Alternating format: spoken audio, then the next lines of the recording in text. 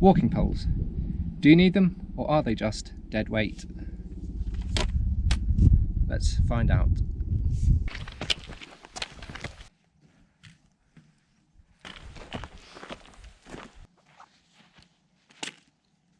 Previously I didn't really use walking poles as such, mainly because I was just walking on flat terrain.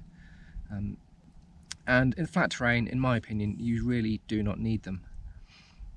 However, walking poles really do come into their own when you're walking on hilly terrain. So when you're ascending hills and mountains, having the walking poles gives you an extra bit of leverage to pull yourself up the hill, and also take some of the strain off your legs as well, because especially if you're carrying a heavy backpack, if you're out for a multi-day hike, your backpack's going to be heavy and there'll be a lot of strain on your knees and ankles.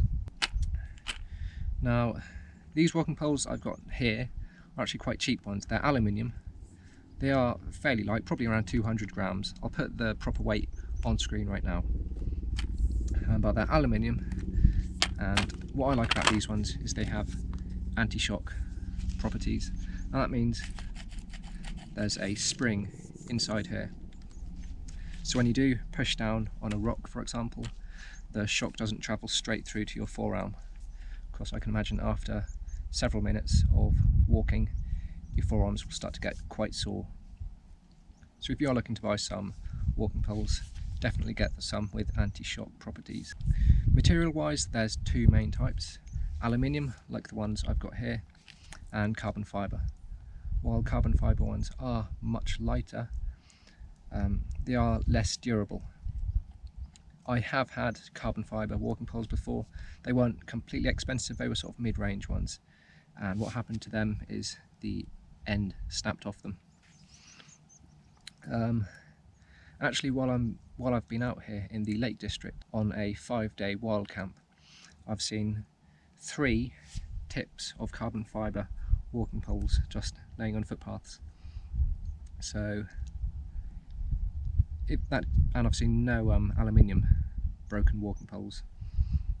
So that does give a very vague idea of durability. Especially on longer hikes, I would go with aluminium personally. They are a little bit heavier, but the durability does outweigh that. So just concerning that note on composite or carbon fibre walking poles, the reason I think the tips snap off them is because often on rocks like these here, where they have little crevices, your walking poles can sometimes get stuck in between them. And carbon fibre ones, if you're walking along and you push too hard, the carbon fibre gets scratched, gets a little fracture in them and snaps. However, aluminium ones, although they might bend if you really forced it down, they're a lot more sturdy. And I have got these wedged between planks of wood on bridges and little crevices in the rocks, and they've held up just fine. They've still got a lot of miles in them yet.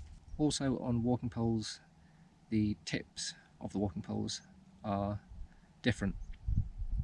The ones I have here, they also came with a rubber nub on the end, which is good for walking on grass. And they also came with a little circular plastic section here to stop them sinking too far in soil and boggy areas.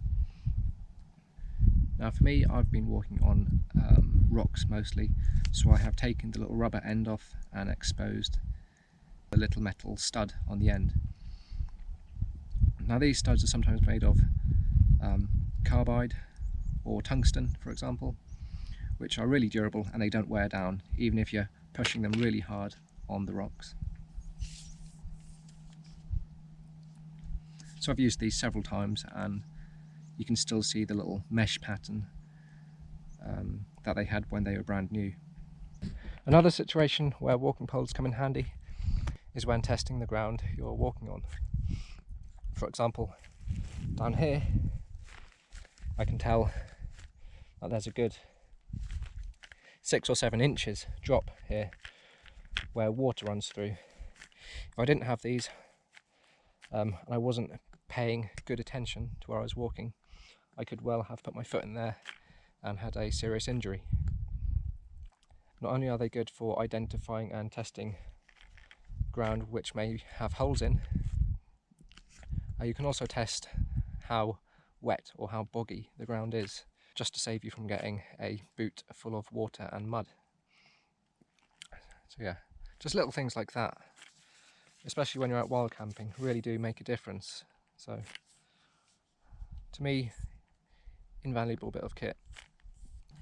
So yeah, walking poles, do you need them? Yes and no.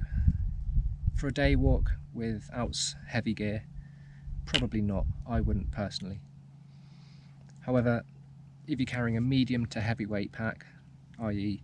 5 to 10, 11, 12 kilograms, and you are walking up changing terrain, I would personally always have a pair of walking poles with me, because trust me, they do help a hell of a lot, especially when going uphill, because you can leave yourself up with your arms, take the strain off your legs, so you're less likely to have injury, and also you can make mileage a lot quicker as well, because you also have your arms propelling you along. Price wise, I think these were about £10 for the pair, and these have lasted me a very long time.